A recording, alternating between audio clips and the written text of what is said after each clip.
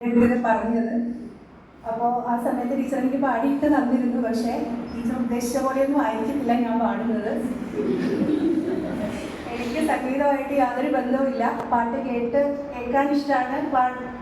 അത്യാവശ്യം പാടുന്നു മാത്രമേ ഉള്ളൂ, അല്ലാതെ ഞാൻ സംഗീതം പഠിച്ചിട്ടൊന്നുമില്ല. അപ്പോൾ അതുകൊണ്ട് ടീച്ചർ ക്ഷമിക്കുക, കേട്ടിരിക്കുന്നവരും ക്ഷമിക്കുക. ഇത് ലഹരിക്ക് എതിരെ, അതായത് ഇപ്പോൾ സമൂഹത്തിൽ കണ്ടുവരുന്ന ഏറ്റവും വലിയ പ്രശ്നമാണല്ലോ ലഹരി. അപ്പോൾ ആ ലഹരിക്കെതിരെ ടീച്ചറിൻ്റെ ഒരു സമൂഹത്തിനോട് പറയാനുള്ള ഒരു സന്ദേശമാണ്. ഭൂമിയുടെ രോദനം എന്നാണ് കവിതയുടെ പേര്. നിറയുന്ന കണ്ണുനീർ ഒഴുകുന്നു ധാരയായി, കരയുന്ന ഭൂമി തൻ കണ്ണിൽ നിന്നും. നിറയുന്ന കണ്ണുനീർ ഒഴുകുന്നു ധാരയായി, കരയുന്ന ഭൂമി തൻ കണ്ണിൽ നിന്നും. കരയാതിരിക്കുവാൻ കഴിയില്ല ഭൂമി, പിന്നിട നെഞ്ചു പൊട്ടുന്നു നാളുതോറും.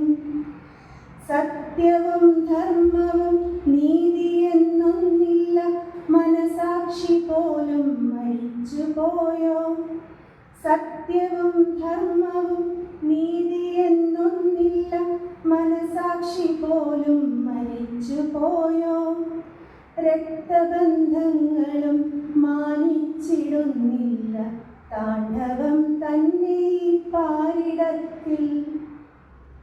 എത്തിപ്പിടിച്ചിട്ടു സ്ഥാനമാനങ്ങളെ കൈപ്പിടിക്കുള്ളിൽ ഒതുക്കിടുന്നു.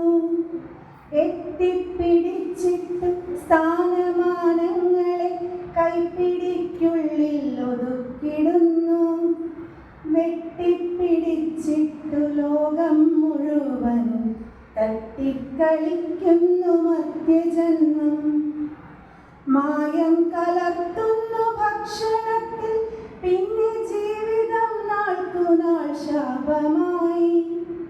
മായം കലർത്തുന്നു ഭക്ഷണത്തിൽ, പിന്നെ ജീവിതം നാൾക്കുനാൾ ശാപമായി. ബോധം കെടുത്തുന്ന ലഹരി തൻ കൈകളിൽ ജീവൻ തുലയ്ക്കുന്നു മാനവന്മാർ.